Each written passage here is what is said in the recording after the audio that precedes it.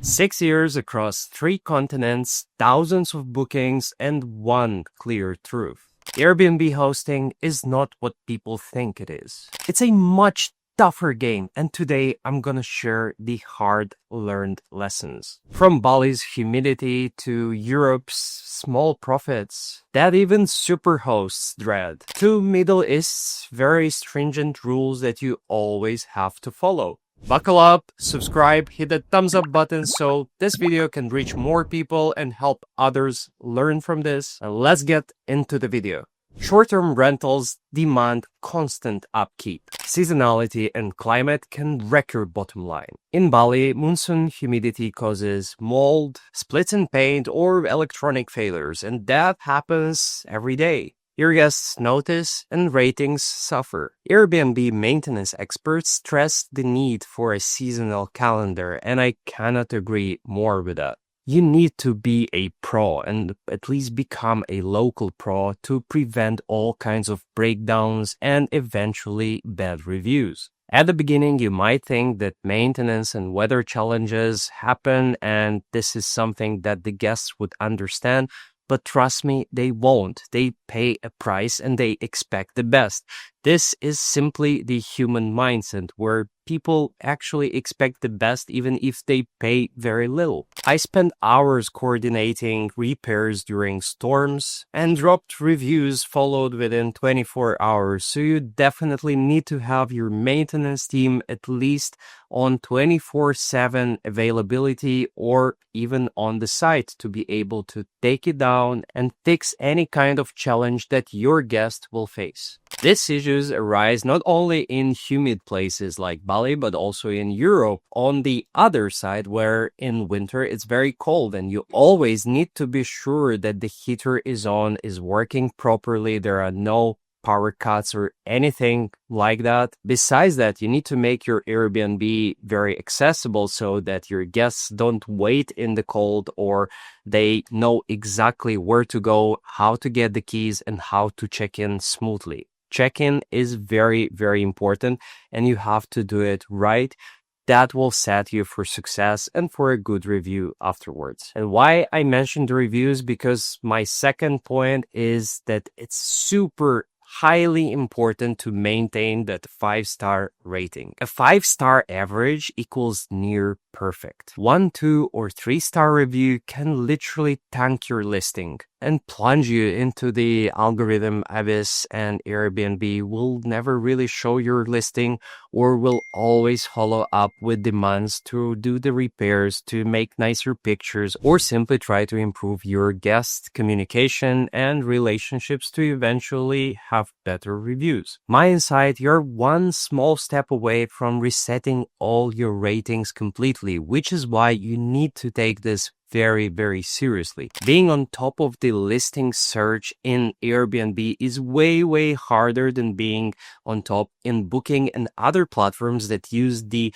10-point rating system, because 5 is really hard to maintain. And again, if you even get a 1-star review, I personally would suggest you to probably delete the listing and just do it all over again, because this will really mess up your Airbnb rating and your likelihood to get more bookings. Number 3, a very important point that many Airbnb hosts struggle with, this is the cleaning fees and all the margins associated with this. Cleaning fees, platform commissions, service charges, these all bleed the profit. While in the East, Asia, and so on, the cleaning fees might be low and this won't be really affecting you directly. In Western Europe, the cleaners would charge a big high fee. And guests most of the times expect the cleaning to be actually included or even daily in your rate. Airbnb has different toggles. They have this invisible toggle for the cleaning fee. So as an insight and tip, I would really recommend you, if you're in one of those territories where the cleaners would charge a really high fee, to actually include that in the price so that the guest can actually see what they are expecting for and what they will be paying for. In Europe, I personally had to increase my prices so that I can cover those expenses because it's really expensive and they really cut and eat up your margins. Yet, transparency also impacted my competitiveness because the people would see that, well, he's charging quite a lot for cleaning, so maybe I'll choose something else. That's why I suggest you try a couple of different strategies and see which one works the best for you. Especially if you have more properties, maybe 2 or 3, then you can actually play around and see maybe for one property you would actually disclose the cleaning fee. For another one, you increase the price and the actual tenant or the guest will see that basically the cleaning is included. Now, if you're serious of taking your property investing or Airbnb strategy to the next level, I still have a few limited spots for my one-to-one coaching this August. Whether you want to learn how to invest like a pro in Dubai or build a short-term rental business across continents like I did, I'll guide you step by step. But you need to book in advance because July is already fully booked. So just check the link in the description and book your initial call. Again, do this soon because these spots get booked fast and I only have the physical time that allows me to take as much as I literally can. So I will take a few clients at a time and I will focus entirely and specifically for you. Now let's go to a very important topic, which is Airbnb versus the host. Who actually wins, and is Airbnb support even helpful for you? Guest favored policies means that even super hosts get affected and might lose revenue. For example, missing documents or proof for any kind of situation that appeared on your property means that you are holding that booking and you might be penalized. As an example, I was mid-flight when Airbnb demanded some proofs for the cleaning, as one of my guests checked in and complained that the property wasn't really cleaned enough. While we always do this in advance before the guest arrives, we always also offer a second cleaning just in case to make sure that they're totally and completely satisfied. And that is mainly because we have 20 rooms in Bali and we actually have the staff available on site and they can take care of it instantly. However, I didn't really have a very good Wi-Fi connection during flight and Airbnb demanded that I reply within 1 hour. So I was trying all my best to do this, but I wasn't really able to do this. Missed the window and got penalized right away, besides actually losing the booking as well. So many hosts besides me report that Airbnb support will favor the guests. Even in dispute resolution, they will try to do everything possible to not get a reply from you as a host and close the thread momentarily or just within a few hours and basically refund all the money to the guest, lose you that specific booking, and maybe even penalize you if this happens 2 or 3 times in a row. This can honestly happen to anyone and anywhere. It happened to me many times, even throughout the period of times where I was a super host. I was featured on all the Airbnb top listings, but I still got penalized from them because I somehow didn't reply on time or so. Most importantly, this happens in hotspots like Dubai or Bali or Thailand, where this is very, very fast-paced.